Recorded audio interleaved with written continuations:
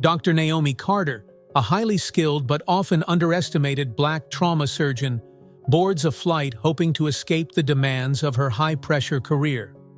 Seated beside her is President Malcolm Bryant, a powerful yet arrogant leader whose casual remarks reveal deeply ingrained biases. What starts as a tense exchange of words is interrupted by a mid-flight medical emergency, forcing Naomi to step up and save a passenger's life under extraordinary pressure. Her actions leave the president and the rest of the cabin reeling with admiration, challenging their assumptions about her. As Naomi's grace and expertise ripple through the flight, the story delves into themes of prejudice, transformation, and the unexpected power of connection. But can one moment truly spark meaningful change, especially in someone as influential as the president? Dr. Naomi Carter sank into the soft leather of the first-class seat, finally letting out a breath she had been holding for weeks. It wasn't just the physical exhaustion from grueling shifts at New York General, but the emotional toll as well. As one of the few black women in trauma surgery, her days were a balancing act of saving lives, managing skepticism, and proving herself to those who underestimated her at every turn. For years, Naomi had learned to thrive under pressure. Every procedure, every patient, every long night had been a test of not just her skill, but her resilience. But now, she was at her limit. Her colleagues, noticing the dark circles under her eyes and the subtle tremor in her hands, had practically forced her to take a break. "Dr. Carter," her supervisor had said, "even you are human." Her sister, Angela, had booked her this flight to Los Angeles, urging her to disconnect for a week. "You can't keep pouring from an empty cup," Angela had said. "Recharge, Naomi. You've earned it." Naomi had reluctantly agreed, though a pang of guilt followed her. The hospital needed her. Patients needed her. But as the plane taxied down the runway, a part of her began to feel a tentative relief. The cabin was quiet, filled with the muted sounds of passengers settling into their seats. Naomi adjusted her blouse, neatly folded her blazer, and tucked her carry-on bag under the seat. She stared out the window, watching the tarmac fade into the horizon, and let her thoughts wander. Then she noticed the man sitting next to her. He arrived late, flanked by two Secret Service agents who whispered instructions to a flight attendant before taking their positions nearby. Naomi recognized him immediately, President Malcolm Bryant. He was taller in person, his salt and pepper hair combed back meticulously. His tailored suit spoke of power, but his expression carried the arrogance he was infamous for. Naomi turned her attention back to the window, hoping to avoid an awkward interaction. But President Bryant had other plans. "Long flight ahead," he remarked, settling into his seat with a small grunt.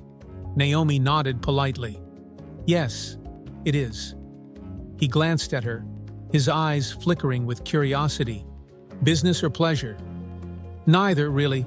A bit of rest," Naomi replied, keeping her tone neutral. Bryant smirked. "A bit young to be in first class on your own dime. What do you do?" Naomi hesitated. She had encountered this tone before, a mixture of condescension and disbelief. She had spent her entire career navigating such assumptions. "I'm a doctor," she said simply. Bryant raised an eyebrow. "A doctor, huh? Impressive. What kind of doctor?" "Trauma surgeon." His expression flickered, but instead of admiration, there was skepticism. "Trauma surgeon? That's a tough field. Takes years of training. Must have been quite the journey."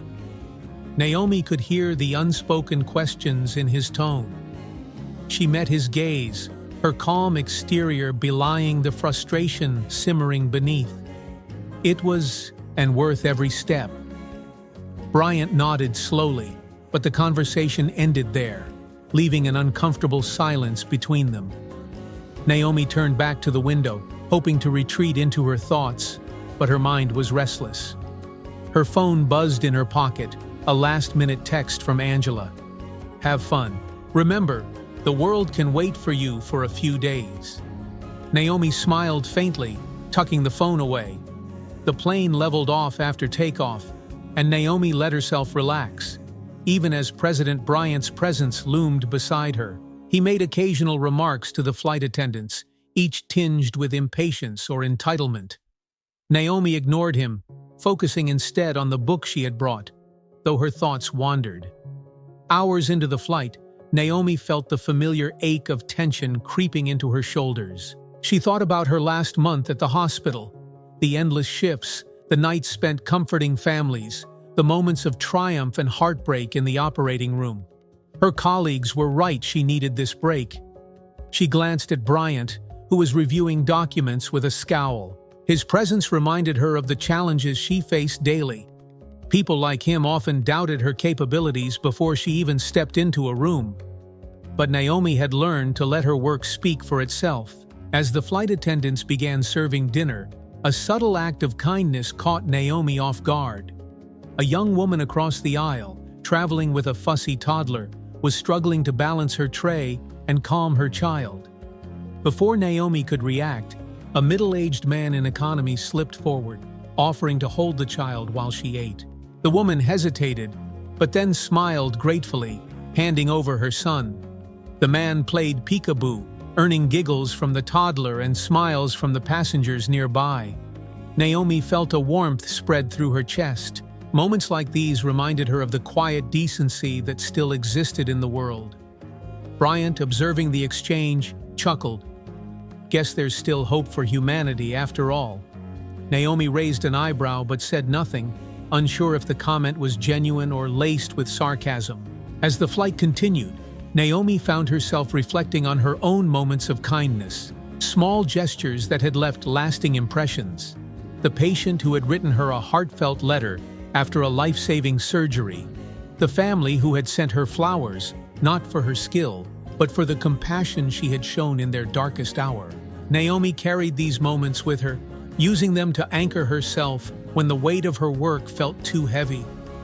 She knew that in her line of work, resilience wasn't just about enduring, it was about finding hope amid challenges. She glanced at Bryant, who was now leaning back with his eyes closed. He seemed untroubled, confident in his place in the world.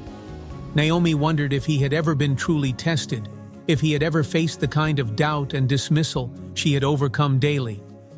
The hum of the plane grew softer as the cabin lights dimmed for the night. Naomi closed her eyes, letting the steady rhythm lull her into a rare moment of peace. But even as she drifted off, she couldn't shake the sense that this flight would be more than just a temporary escape. Some journeys, she thought, were meant to change more than your location. The hum of the engines was steady, lulling the cabin into a quiet calm. Naomi had drifted into a light sleep, but the intermittent clink of cutlery and muffled conversations brought her back to the present. She sat up slowly, stretching her neck and rolling her shoulders, feeling a little more rested than before. President Malcolm Bryant, however, had not been idle. He was thumbing through a thick stack of papers, his pen scribbling notes in the margins with short, deliberate strokes. Naomi glanced at him briefly, surprised by how focused he seemed, though the furrow in his brow and occasional grunts made it clear he wasn't pleased with whatever he was reading. "You're a trauma surgeon, you said?" His voice broke the quiet, startling Naomi out of her thoughts. "Yes," she replied cautiously, sensing an ulterior motive to the question. Bryant didn't look up from his papers. "That's a high-stakes field. Life and death every day. A lot of pressure for anyone, let alone someone like you." Naomi froze, her mind parsing the layers in his comment. The "someone like you" wasn't lost on her. She had heard it before, in one form or another, a veiled insinuation about her race, her gender, or sometimes both. It was always wrapped in what sounded like a compliment, but stung like an insult. "It is a lot of pressure," Naomi replied evenly, "but I've trained for it my whole life. It's what I'm meant to do." Bryant leaned back in his seat, his expression unreadable. "That's admirable, though I imagine you've had to push through challenges along the way." Naomi held his gaze. "Challenges make us stronger. They teach us to adapt." He nodded. though there was a hint of doubt in his eyes. Still, the road to success isn't the same for everyone. Some have to work harder than others just to get a seat at the table. Naomi felt the weight of his words, but wasn't sure if he meant them as an acknowledgement or an excuse. She chose her response carefully. Hard work is part of the journey, but so is opportunity. The real challenge is making sure everyone gets the chance to prove themselves. Bryant tilted his head slightly, as though considering her words, but he said nothing more. The quiet tension between them was interrupted by the sound of the toddler from earlier, now wailing loudly. The young mother across the aisle was trying desperately to calm her son, bouncing him on her lap and murmuring soothing words. Naomi watched for a moment, her instincts telling her to offer help, but before she could act, another passenger stepped in. The middle-aged man who had entertained the child earlier leaned over, offering the woman a small stuffed bear he had pulled from his carry-on. "This might help," he said kindly, his voice gentle. The woman smiled gratefully, taking the toy and handing it to her son, who quieted almost immediately. A ripple of relief passed through the nearby passengers, and a few even offered murmurs of thanks to the man. Naomi couldn't help but smile. The small act of kindness was a reminder that humanity wasn't as jaded as it often seemed. Bryant, too, seemed to take notice. "It's amazing, isn't it?" he said, almost to himself. "How the simplest gestures can change everything." Naomi glanced at him, surprised by the softness in his tone. "Kindness goes a long way," she said, more to herself than to him. The conversation might have ended there, but Bryant wasn't finished. "Do you ever feel," he began, pausing as though searching for the right words, "that people see you as a symbol rather than a person?" Naomi turned to him, unsure of where he was going with the question. "What do you mean?" He gestured vaguely, his hand waving in the air as if trying to catch the right thought. "People see you a black woman in a field like trauma surgery, and they make assumptions. They put you in a box, one way or another. Either you're an inspiration or you're a curiosity. But rarely just you." Naomi's chest tightened. She had spent years feeling exactly that way, but she wasn't sure why Bryant was bringing it up now. "It happens," she admitted, her voice measured, "but I don't let it define me. My work speaks for itself." Bryant nodded slowly, but his expression remained guarded. "It's a hard thing to shake. People's assumptions, I mean. They stick, no matter what you do." For a moment, Naomi thought she detected something deeper in his tone, regret, perhaps, or recognition. But she didn't press him. She wasn't sure she wanted to know what lay beneath the polished veneer of a man like Malcolm Bryant. As the flight attendants began clearing away dinner trays, Bryant shifted in his seat, glancing sideways at Naomi. "Do you ever think about what you'd do if you weren't a doctor?" he asked, his tone more curious than condescending this time. Naomi smiled faintly. "Not really. Medicine has always been my path. But I guess if I had to choose, maybe teaching. I like the idea of helping people grow." Bryant raised an eyebrow. "Teaching, huh? That's noble. Though I imagine you'd be the kind of teacher who doesn't let anyone slack off." Naomi chuckled softly. Guilty as charged. For the first time since they had met, the tension between them seemed to ease, if only slightly. But even as they exchanged this lighter banter, Naomi couldn't forget the earlier remarks, the subtle digs, the unspoken doubts. She wondered if Bryant was capable of seeing her for who she really was, or if she would remain, in his eyes, a curiosity or a symbol. The night wore on, and the cabin lights dimmed further. Most passengers settled into a restless sleep, but Naomi remained awake, her thoughts too loud to ignore.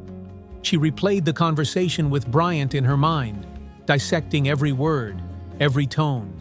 His questions had been intrusive, yes, but they had also been revealing. For all his arrogance, he seemed to be grappling with something, his own biases, perhaps, or the weight of his position. Naomi sighed, leaning her head against the window.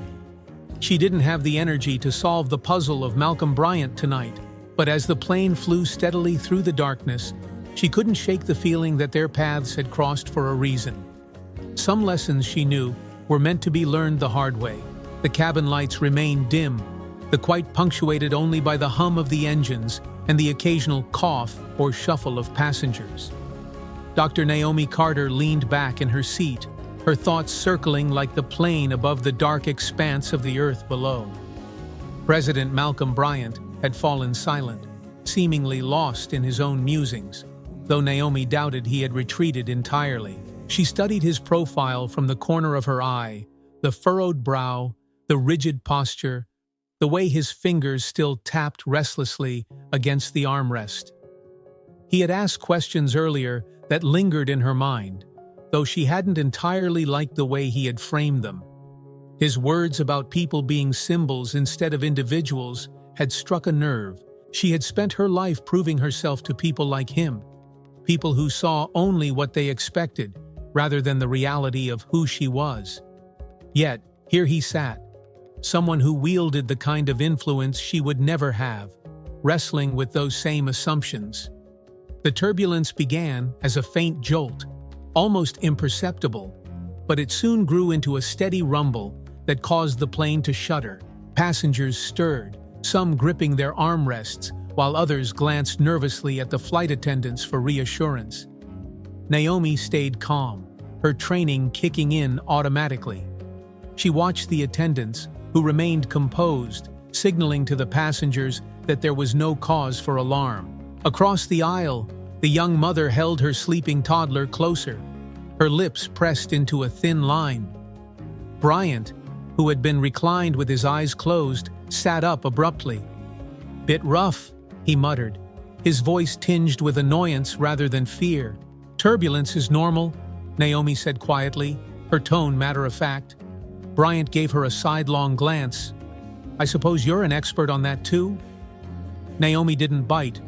Instead, she folded her hands in her lap and kept her gaze steady. "I know when to worry and when not to." Her calm demeanor seemed to irritate him further, though he didn't say anything more. Naomi wondered if his frustration stemmed from the fact that she hadn't risen to his bait, or if it was something deeper, a man unaccustomed to being outshone by someone he underestimated. The turbulence eventually passed, and the cabin settled back into its uneasy rhythm. Naomi was just beginning to relax again when a commotion broke out near the front of the plane. A loud gasp rang out, followed by panicked murmurs. Passengers craned their necks to see what was happening, and flight attendants rushed toward the source of the disturbance. Naomi's heart quickened as she unbuckled her seatbelt, her instincts taking over. "Excuse me," she said, rising from her seat. Bryant looked at her with a mix of curiosity and apprehension. "What's going on?" "I don't know yet," Naomi replied, "but I'm about to find out." As she made her way down the aisle, the scene came into view. A man in his 60s was slumped in his seat, his face pale and sweaty. His chest heaved as he struggled to breathe, one hand clutching his chest while the other gripped the armrest. Naomi knelt beside him, her voice calm but firm. "Sir, I'm a doctor. Can you tell me what you're feeling?"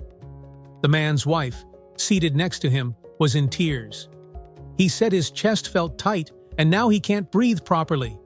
Naomi placed her fingers on the man's wrist, checking his pulse. It was weak and rapid. "It sounds like he's having a heart attack," she said, addressing the flight attendants who hovered nearby. "I need the medical kit now. Do you have aspirin or nitroglycerin on board?" One of the attendants nodded and rushed off, returning moments later with a small emergency kit. Naomi worked quickly, her hands steady and precise despite the cramped space and the growing tension in the cabin. Back in first class, Bryant had stood up, watching the scene unfold with wide eyes. The confident, unflappable president now seemed uncertain, his usual air of authority replaced by something closer to helplessness. "She's really doing it," he murmured to himself, his tone almost incredulous. A nearby passenger overheard and replied, "Of course she is. She's a doctor."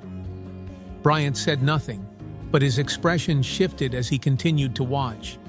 Naomi administered aspirin to the man, explaining her actions calmly to both him and his wife. "This will help thin your blood and make it easier for your heart to pump," she said. "I need you to stay as still as possible until we land." She turned to the attendants. "How far are we from Los Angeles?" "1 hour, maybe a little less," one of them replied. Naomi nodded, her mind calculating every possible outcome. "We need to radio ahead and make sure paramedics are waiting when we land." The man's breathing began to steady, though he was still weak. His wife clutched Naomi's hand, tears streaming down her face. "Thank you," she whispered. "You saved his life." Naomi offered her a small smile. "We're not out of the woods yet, but he's stable for now." As Naomi returned to her seat, the cabin erupted into quiet applause. She felt her cheeks flush with embarrassment, unused to being the center of attention outside the operating room. When she reached her seat, Bryant was watching her with an expression she couldn't quite read. For a moment, he said nothing, his gaze lingering, as though he were trying to reconcile the woman he had doubted with the one who had just saved a life. Finally, he spoke. "That was impressive." Naomi met his eyes, her voice steady but not unkind. "It's my job." Bryant nodded slowly, but his usual confidence seemed to falter. "I suppose I underestimated you," he admitted, his tone unusually humble. Naomi didn't reply right away. She was too tired to dissect his words, too drained from the adrenaline crash that always followed moments like these. Instead, she leaned back in her seat, closing her eyes and letting the hum of the engines fill the silence. For the first time, Bryant seemed at a loss for words. As the plane continued its journey, he remained deep in thought, his fingers no longer tapping restlessly, but folded neatly in his lap. Naomi had shown him something he hadn't expected: grace under pressure, skill that transcended bias, and a quiet strength that demanded respect. Neither of them knew it yet, but this flight was about to change both of their lives in ways they couldn't imagine. The plane hummed steadily as the crew and passengers settled back into their seats. The man Naomi had stabilized was now under the watchful eye of a flight attendant, while his wife clung to his arm, whispering reassurances. Naomi remained seated, her head leaned back against the headrest, her heart still racing from the sudden surge of adrenaline. "Dr. Carter," came a tentative voice. Naomi turned her head to see a flight attendant standing beside her, a soft smile of gratitude on her face. "The captain wanted me to tell you that paramedics are already on standby for our landing. Thank you so much for stepping in. You've been incredible." Naomi nodded, offering a polite smile. "Just doing my job," she said, though the exhaustion was beginning to seep in. As the attendant walked away, Naomi felt the weight of her role settling back into her chest. She hadn't expected to be thrust into work mid-flight, but emergencies didn't wait for the perfect moment.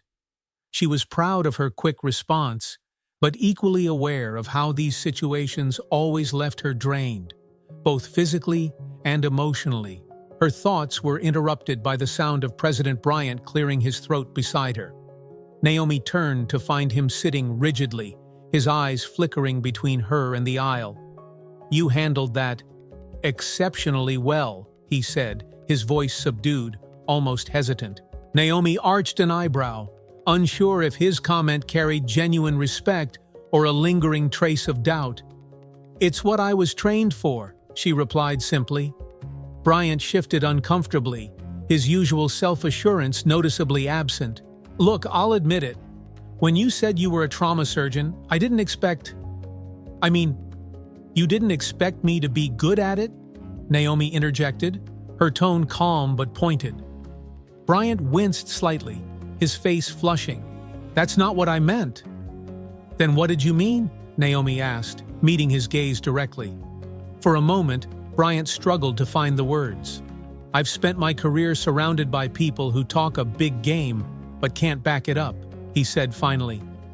"When I first met you, I guess I lumped you in with them." Naomi let his words settle, her expression unreadable. She wasn't surprised by his admission she had encountered that kind of snap judgment more times than she could count, but hearing it stated so plainly still stung. "Well," she said after a pause, "now you've seen me in action. I hope that clears things up." Bryant nodded, though the tension in his posture suggested he wasn't entirely at ease. "It does," he admitted quietly. The hours stretched on, the cabin returning to its subdued calm. Naomi closed her eyes, willing herself to rest, but her mind refused to cooperate. She replayed the events of the past hour, the adrenaline rush still leaving an ache in her chest. Her thoughts turned to Bryant, whose words lingered like an unspoken challenge. It wasn't the first time someone had underestimated her, and it certainly wouldn't be the last. But something about Bryant's unease felt different, as though he were grappling with more than just his assumptions about her. Naomi glanced at him, surprised to find his expression distant, almost reflective. For all his arrogance, there was a crack in his facade, a vulnerability she hadn't expected. "What made you want to be a surgeon?" Bryant asked suddenly, his voice softer than before. Naomi hesitated, caught off guard by the personal question. "I wanted to help people," she said eventually, "to be there in their most critical moments, when everything's on the line." Bryant nodded slowly. "And what keeps you going?" "I imagine it's not always easy," Naomi thought for a moment before answering. "It's not. But then there are moments like today, when you know you've made a difference. Those moments remind you why you started in the first place." Bryant's gaze lingered on her, his expression unreadable.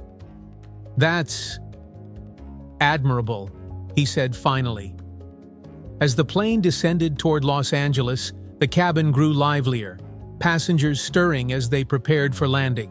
Naomi felt a wave of relief, both for the patient she had stabilized and for the end of this eventful flight. The flight attendant from earlier returned, kneeling by Naomi's seat. "The paramedics are ready to board as soon as we land. You've done more than enough, Dr. Carter. Thank you again." Naomi smiled faintly, nodding in acknowledgement. "I'm glad I could help." The attendant hesitated, then added, "And if you don't mind me saying, it's inspiring to see someone like you in action. It gives people hope." Naomi's heart warmed at the comment, though she wasn't sure how to respond. "Thank you," she said finally, her voice soft. The plane touched down smoothly, the tension in the cabin giving way to a collective sigh of relief. Naomi watched as the paramedics boarded, efficiently transferring the patient to a stretcher. His wife turned to Naomi one last time, her eyes glistening with tears. "Thank you," she said again, her voice trembling. "You saved him." Naomi simply nodded, the words catching in her throat. Moments like these reminded her why she had chosen this path, despite its challenges. As the patient was wheeled off the plane, Bryant stood, adjusting his suit. He turned to Naomi, his expression more earnest than she had ever seen it. "I owe you an apology," he said, his voice low but steady. "I misjudged you. Not just you, people like you. I see that now." Naomi met his gaze, her expression calm but firm. "It's not just about the apology, Mr. President," she said. "It's about understanding why you made those assumptions in the first place." Bryant nodded, his face clouded with thought. "You're right," he said quietly. "I have a lot to think about." As Naomi gathered her belongings and prepared to leave the plane, she felt an unexpected lightness. This flight had tested her in ways she hadn't anticipated, but it had also reaffirmed her strength. Walking into the bustling terminal, she breathed in the crisp California air, a sense of hope stirring within her. She didn't know if Bryant would truly change, or if the other passengers would carry this moment forward. But she knew one thing. She had faced the challenges with grace and integrity, and that was enough. The cool Los Angeles air hit Naomi as she stepped out of the terminal, a stark contrast to the stifling tension she had left behind on the plane. She paused, pulling her blazer tighter around her shoulders, and allowed herself a moment to breathe deeply. The relief of being on solid ground was tempered by the weight of the encounter with President Bryant. The flight had been an emotional whirlwind. The adrenaline of saving a life, the unspoken judgments from Bryant, and the subsequent shift in his demeanor. Naomi replayed his words, "I owe you an apology," as she walked toward the rideshare pickup area. It wasn't the first time she had received an apology like that, but something about the way he said it lingered in her mind. As she waited for her ride, she checked her phone. A flurry of messages from Angela greeted her, ranging from "safe travels" to "don't forget to relax." Naomi smiled faintly and typed a quick reply, "landed safely. Eventful flight. I'll call later." Her car arrived, and as she climbed in, she leaned back against the seat, her body still recovering from the day's intensity. The drive to her hotel was quiet, giving Naomi time to reflect. The man she had saved was likely in the hands of a capable hospital team now, and she felt a flicker of pride in knowing she had been able to stabilize him. But the memory of the wife's tearful gratitude weighed on her. Moments like those were bittersweet. In her years as a trauma surgeon, she had learned to focus on the work and compartmentalize the emotions. But every now and then, a moment slipped through the cracks: a patient's smile, a family's relief, or even a quiet "thank you" whispered in the aftermath of chaos. These moments reminded her why she had chosen this path, but they also carried an unshakable burden. By the time Naomi arrived at her hotel, the sun was beginning to set, casting a warm glow over the Los Angeles skyline. The concierge greeted her warmly, offering her the key to a room with a view of the ocean. Naomi thanked him, her voice quiet from exhaustion, and made her way upstairs. The room was serene, with soft white linens and a balcony overlooking the water. Naomi dropped her bag near the door and sank onto the edge of the bed. The events of the day caught up with her, and for the first time in hours, she allowed herself to fully exhale. Her mind drifted back to the conversation with Bryant. His apology had been sincere, but she couldn't help wondering if it would lead to real change. She had seen too many instances where apologies were merely words, a temporary acknowledgement of wrongdoing without meaningful action to follow. But there had been something in his eyes, a flicker of recognition, perhaps even regret, that gave her hope. The next morning, Naomi awoke to the sound of waves crashing outside her window. The sunlight streamed in through the curtains, and for a moment, she felt a rare sense of peace. She had no surgeries to prepare for, no meetings, no looming deadlines. Just a quiet day ahead. As she sipped her coffee on the balcony, her phone buzzed with an unfamiliar number. Naomi hesitated before answering, her voice cautious. "This is Dr. Carter." "Dr. Carter, this is Malcolm Bryant." Naomi straightened in her seat, caught off guard by the familiar voice. "Mr. President," she said, her tone measured. "I hope I'm not interrupting your morning," Bryant said. "I just wanted to thank you again for what you did on the flight, and if I may, I wanted to ask you something." Naomi frowned slightly, unsure of where this was going. "Of course." Bryant hesitated, his voice quieter than she had ever heard it. "How do you handle it? The weight of people's expectations? Of constantly having to prove yourself?" The question was unexpected, and for a moment, Naomi didn't know how to respond. But then she realized the vulnerability in his tone. This wasn't a rhetorical question. He genuinely wanted to know. "It's not easy," Naomi admitted, "but I remind myself that I'm not doing this for them. I'm doing it for the people who need me, the ones who believe in me, and for myself. That's what keeps me going." Bryant was silent for a moment before he replied, "That's a perspective I hadn't considered.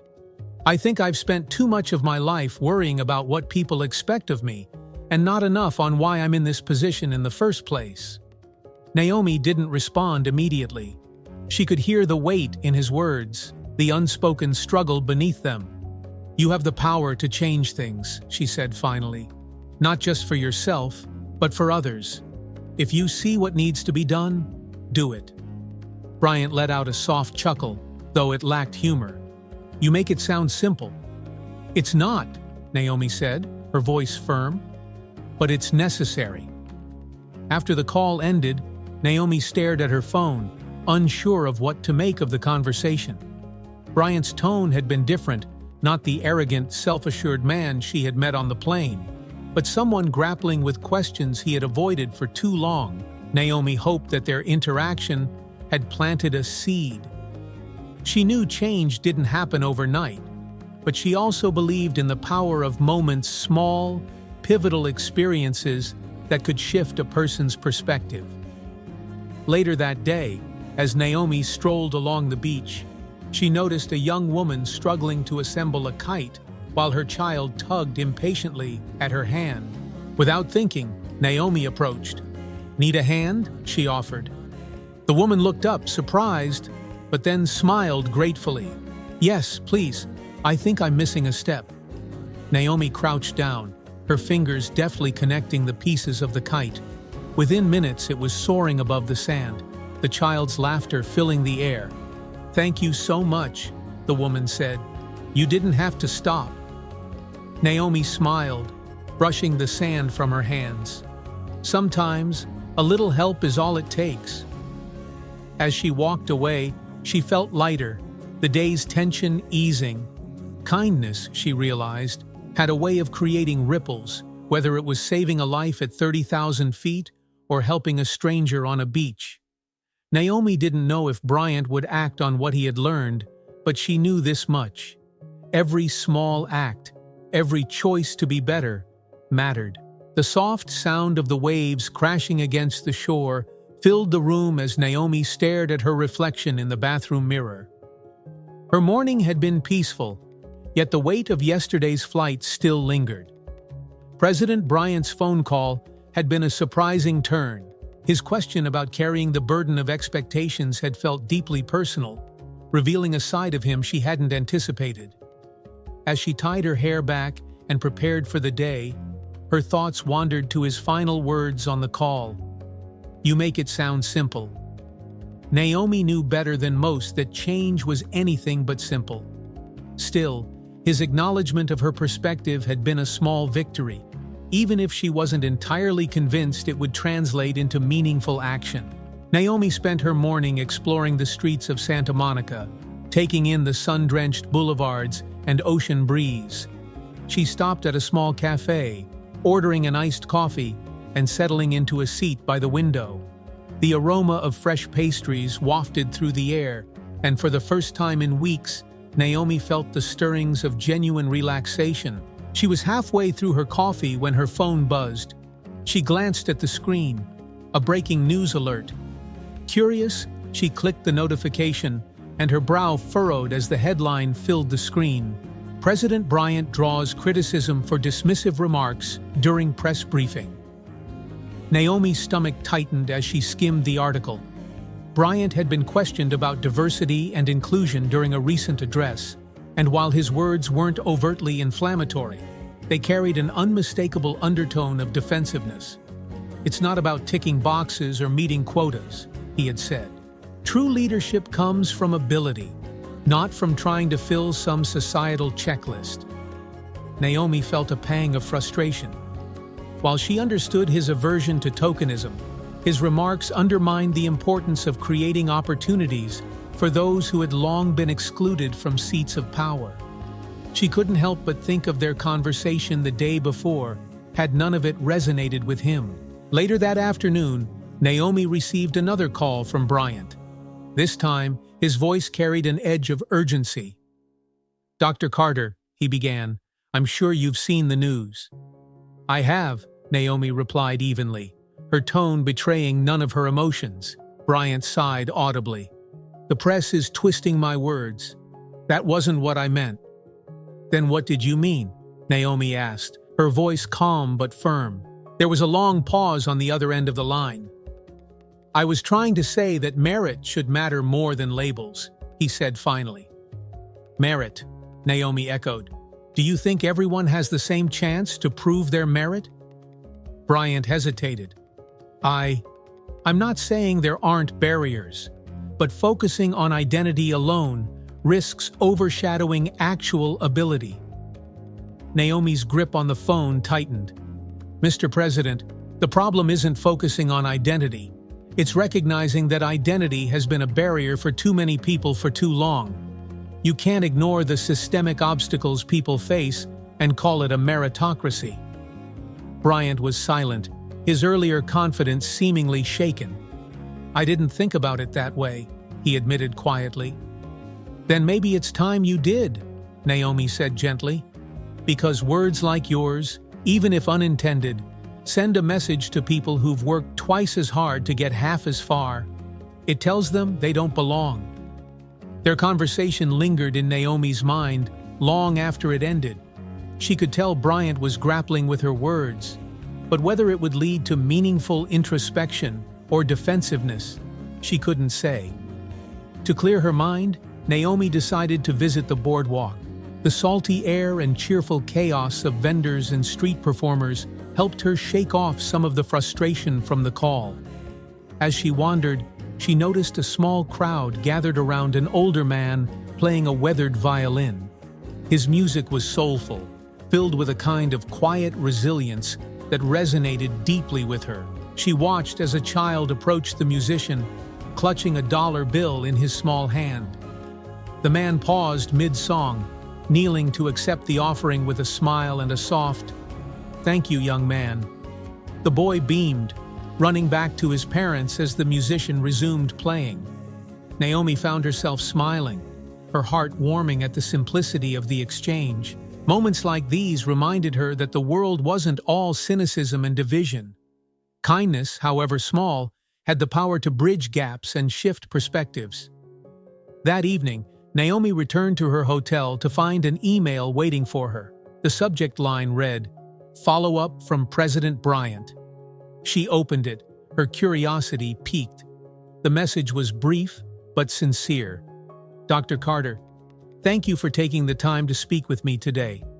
I've been reflecting on our conversation, and I realize now that I've been looking at this issue from a narrow perspective.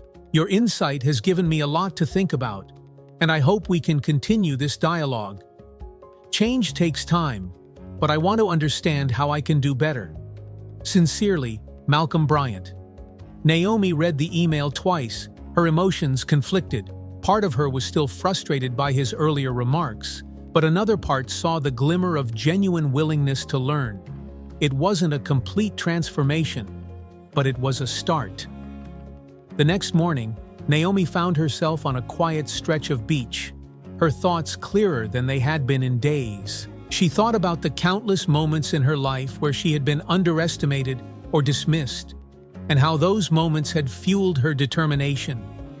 Her conversation with Bryant, however, had shown her something else: the possibility of change, even in those she least expected it from.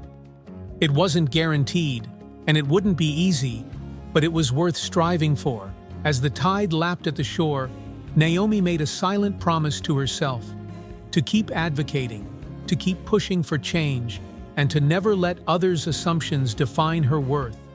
Somewhere in the distance, a seagull cried, its voice carried by the wind. Naomi smiled, feeling lighter. She didn't know where her journey would lead next, but she knew she was ready for whatever came her way.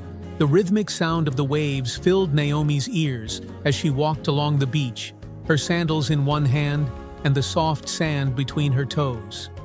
The morning air was crisp, carrying with it a promise of renewal. She had come to Los Angeles for rest, but the events of the past days had left her mind anything but quiet. President Bryant's email replayed in her thoughts. His acknowledgement of a narrow perspective was a step forward, but Naomi knew from experience that change required more than reflection. It demanded action. She felt a strange mix of hope and skepticism. Words were easy. It was the follow-through that mattered. Later that afternoon, Naomi decided to spend time at a local park. It was alive with families, joggers, and street vendors. She found a shaded bench near a playground, the laughter of children reminding her of her sister Angela's kids back home. She had promised them souvenirs and made a mental note to stop by a gift shop. As she sat, sipping an iced tea she had picked up from a nearby stand, an older woman approached, holding a small bouquet of sunflowers. "Mind if I sit here?" the woman asked, with a kind smile. "Not at all," Naomi replied, shifting to make room. The woman sighed as she sat, her hands resting on the flowers. "I just came from visiting my husband. He loved sunflowers," she said, her voice tinged with both warmth and melancholy. Naomi turned to her, her curiosity piqued. "Visiting?" The woman nodded. "The cemetery. It's been 2 years, but I still like to bring him flowers every week. It's my way of staying connected." "I'm sorry for your loss," Naomi said gently. "Thank you," the woman replied, her smile unwavering. "He always told me to find joy in small things, even on hard days. It's not easy, but I try." Naomi found herself deeply moved by the woman's quiet resilience. "That's a beautiful way to honor him," she said. The woman studied her for a moment. "You have the look of someone who carries a lot, dear. Whatever it is, don't forget to find your own small joys." Naomi smiled, touched by the unexpected kindness. "I'll try," she promised. As Naomi left the park, she felt lighter, the woman's words lingering in her mind. It was a reminder she hadn't known she needed, to seek balance, even amid life's chaos. Her phone buzzed in her pocket, pulling her back to the present. She saw Angela's name on the screen and answered with a smile. "Hey, Angie!" "Naomi, how's California treating you?" Angela's voice was bright, filled with the kind of energy that could only come from her big sister role. "It's been eventful," Naomi said, laughing softly. Angela picked up on the undertone immediately. "Eventful? That doesn't sound like the relaxation I ordered for you. What happened?" Naomi hesitated, debating how much to share. "Let's just say I had an interesting encounter on my flight and have been doing a lot of thinking since." "Interesting encounter?" Angela pressed. "It's a long story," Naomi said, her tone teasing. "I'll tell you when I get back." Angela huffed dramatically. "Fine, but you better be relaxing too, Naomi. You deserve it." Naomi promised she was trying, though she wasn't sure how convincing she sounded. After hanging up, she felt a pang of gratitude for Angela's unwavering support. Back at her hotel, Naomi checked her email and found another message from Bryant. This one was different, longer, and more thoughtful. "Dr. Carter, after our conversation yesterday, I couldn't stop thinking about your words. You asked me why people like me make certain assumptions, and I realized the answer is both simple and uncomfortable. Because it's easy. It's easy to rely on stereotypes and narratives we've been taught, rather than challenging them. But that doesn't make it right. I've decided to meet with advisors and leaders to discuss how we can create more meaningful opportunities for underrepresented groups. It's not a solution, but it's a start. I want you to know that our conversation was a turning point for me. I'm beginning to see things differently, and I owe much of that to you. Thank you for your honesty and for challenging me to be better. Sincerely, Malcolm Bryant." Naomi reread the email twice, her emotions conflicted once again. She appreciated the humility in his words and the effort to act, but she also knew how often such promises fell short. Still, she couldn't deny the significance of his gesture. She responded simply, "Mr. President, I appreciate your efforts to reflect and act. True change is never easy, but it's always worth pursuing. I hope this is the beginning of meaningful progress, not just for you, but for those who will benefit from your decisions. Sincerely, Dr. Naomi Carter." The next morning, Naomi was packing her bag when her phone buzzed again, this time with a news alert. She clicked it cautiously, her heart pounding slightly. President Bryant announces new initiative for diversity and leadership development. Naomi read the article carefully, noting Bryant's quotes about the importance of dismantling barriers and creating equitable opportunities. She allowed herself a small smile. It wasn't a perfect solution, but it was a step forward. As she headed to the airport for her return flight, Naomi felt a sense of closure. Her time in California had been far from the quiet retreat she had envisioned, but it had brought clarity and reaffirmed her purpose. Walking through the terminal, she thought of the older woman at the park, the child with the kite, and even Bryant's clumsy but earnest attempts at growth. Each connection had left an imprint, reminding her of the power of small, meaningful gestures. Naomi boarded her flight, settling into her seat with a deep breath. This time she felt ready to return not just to work, but to the challenges and possibilities that lay ahead. Some journeys, she thought, weren't about rest, but about transformation. Naomi Carter settled into her seat, the faint hum of the engines already a comforting backdrop. The return flight felt lighter somehow, as if the weight of the past week had dissipated. She gazed out the window, watching the airport ground crew bustle below, their movements precise and purposeful. Her thoughts drifted to President Bryant's initiative. Though she hadn't fully let down her guard, Naomi was cautiously optimistic. His announcement had already sparked conversations in newsrooms and online forums, and she couldn't help but wonder how far it might ripple. The flight attendant's voice came over the intercom, welcoming passengers aboard. Naomi glanced around at the other travelers. This flight, like the last, was filled with people from all walks of life. Everyone had their own story, their own burdens to carry. As the plane ascended, Naomi opened her book, intending to lose herself in its pages. But her thoughts remained restless. She considered the unexpected connections she had made over the past few days, from the older woman at the park to Bryant's growing self-awareness. She reflected on something Angela had once told her during a particularly difficult week at work. You may not see it right away, but every small thing you do has an impact. Naomi had dismissed it at the time, caught up in the immediacy of her struggles, but now the words resonated. The cabin settled into a calm rhythm. Naomi leaned back, closing her eyes, when she heard a voice nearby. "Excuse me," the passenger next to her said hesitantly. Naomi turned to see a young woman, no older than 25, with a nervous expression. Her hands were fidgeting with the strap of her bag. "I couldn't help noticing the article you were reading earlier," the woman said, glancing at Naomi's phone, where a news story about Bryant's initiative was still open. "Were you involved in that somehow?" Naomi hesitated, unsure how much to share. "In a way," she said simply. The woman's face lit up. "It's such an important topic. I work in education, and I've seen how much representation matters. Kids need to see people who look like them in positions of leadership. It gives them hope." Naomi smiled, her heart warming at the woman's enthusiasm. "You're absolutely right," she said. "Change starts with giving people opportunities and showing them what's possible." The woman nodded, her expression thoughtful. "I always tell my students that they're capable of more than they think, but it's hard when the world doesn't always make space for them. It's exhausting trying to push against that every day." Naomi saw a reflection of herself in the young woman's words. "It is exhausting," she agreed, her voice gentle. "But every step forward, no matter how small, makes a difference. You're planting seeds that will grow in ways you might not even see." The woman's eyes glistened, and she smiled.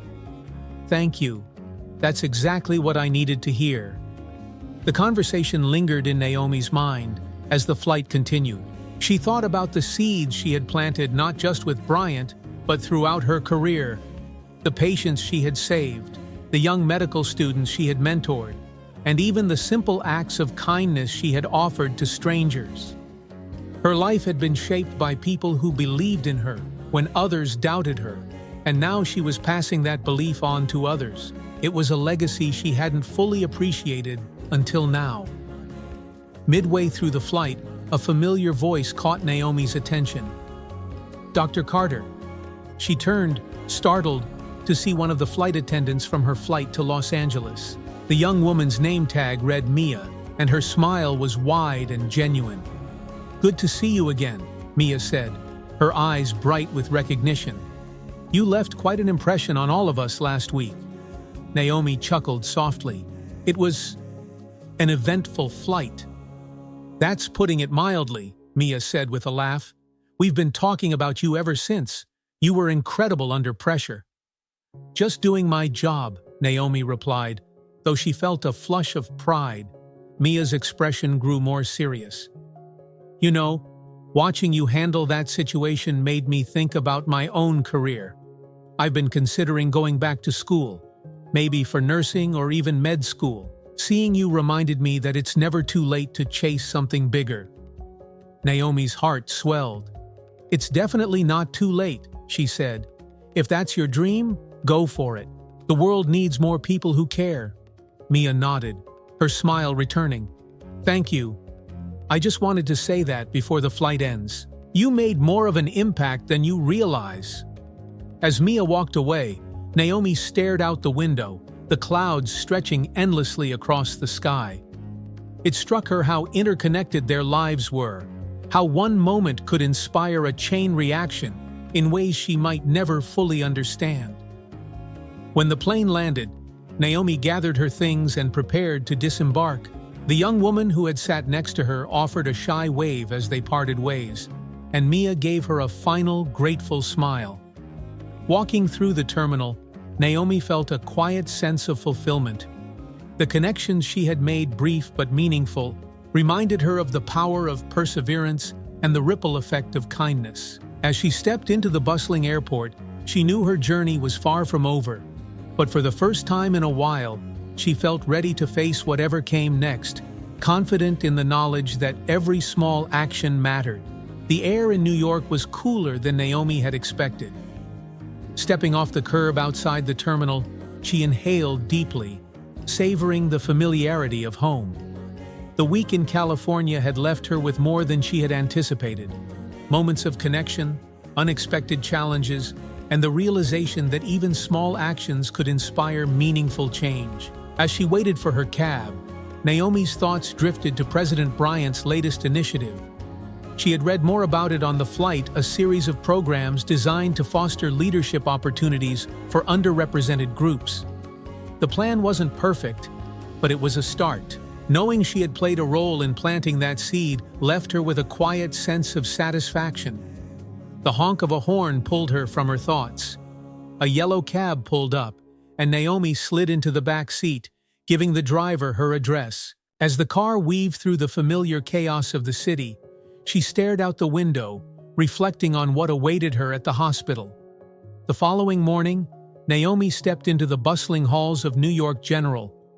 The familiar sounds of beeping monitors, hurried footsteps, and the murmur of medical conversations filled the air. She felt a mix of relief and apprehension. This place had been her home for years, but the intensity of the work often left little room for anything else. "Dr. Carter!" a cheerful voice called out. Naomi turned to see Bethany, one of the senior nurses, hurrying toward her. "Welcome back. You look rested. Did you actually take a break for once?" Naomi chuckled. "I tried. Let's just say it was an eventful vacation." Bethany raised an eyebrow. "Eventful? I'll need details later. But first, you should know the surgical team has been singing your praises. That emergency consult you gave from the airport last week? It helped us save a life."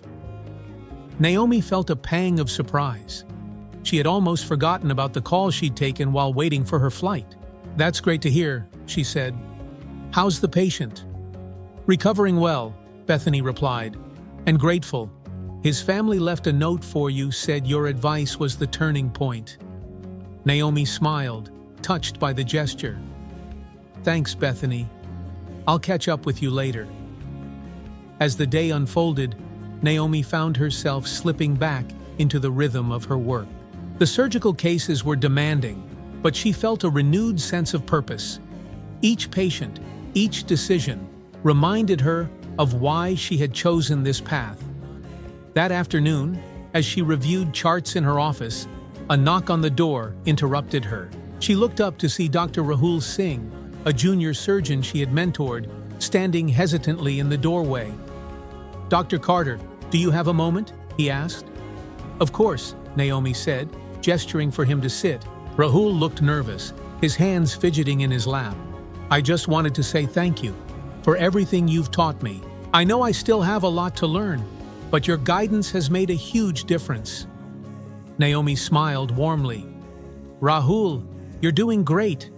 You've got the skills and the dedication, just trust yourself." Rahul nodded, his expression softening. "I hope to make as much of an impact as you someday." The sincerity in his voice struck Naomi deeply.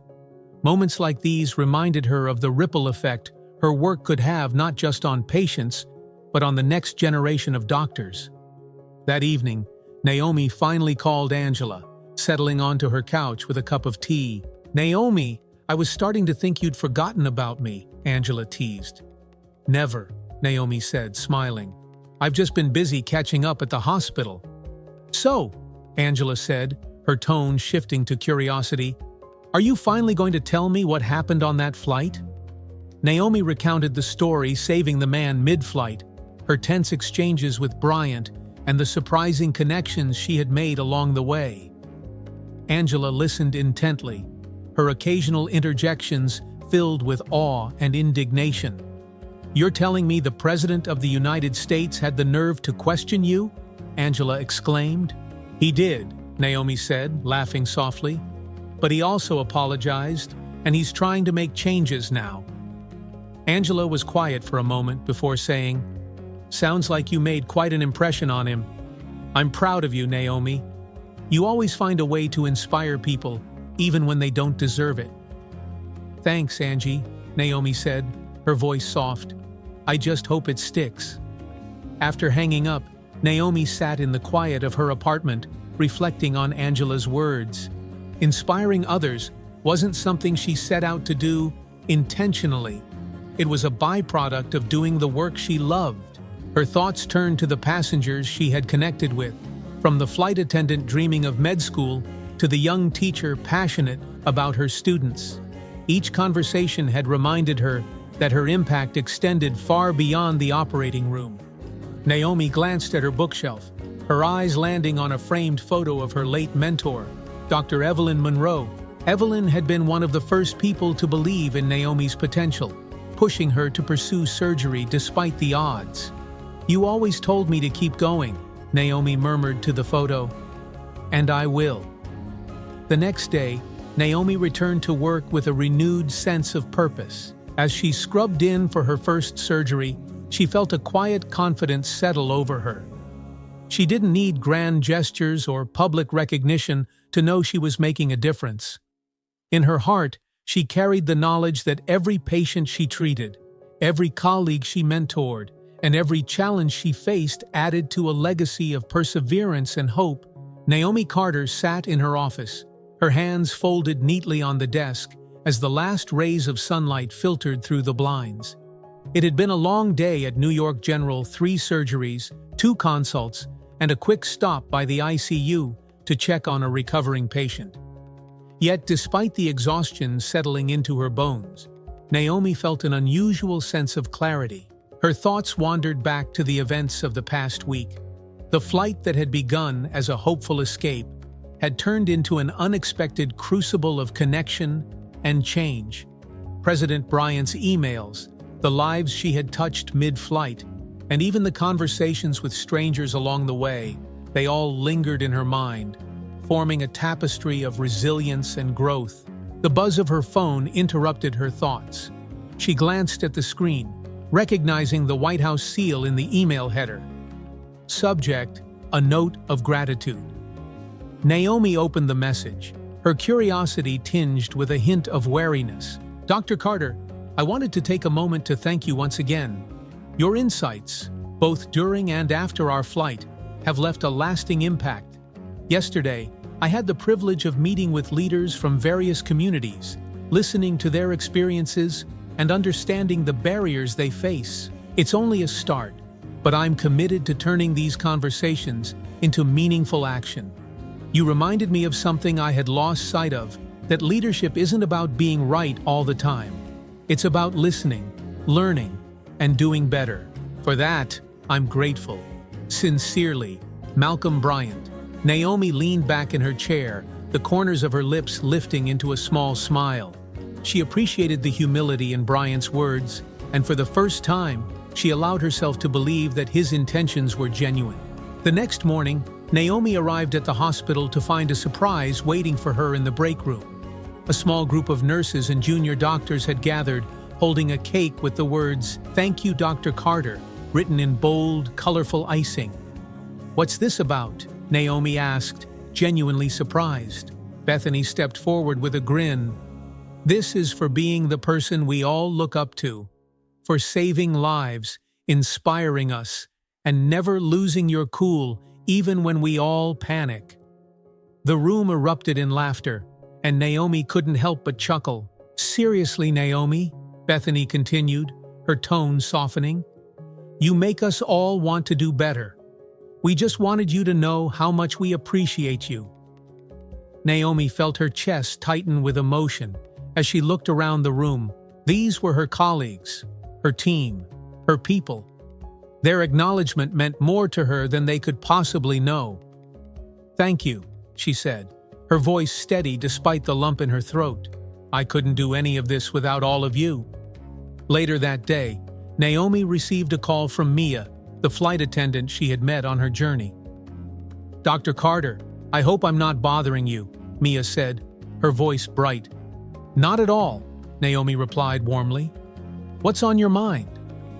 "Well," Mia began, her tone turning sheepish, "I wanted to let you know that I've started looking into nursing programs. I know it's a long road, but you inspired me to take the first step." Naomi felt a swell of pride. "That's wonderful, Mia. The hardest part is starting, and you've already done that. Keep going, you'll do great." "Thank you," Mia said, her voice filled with gratitude.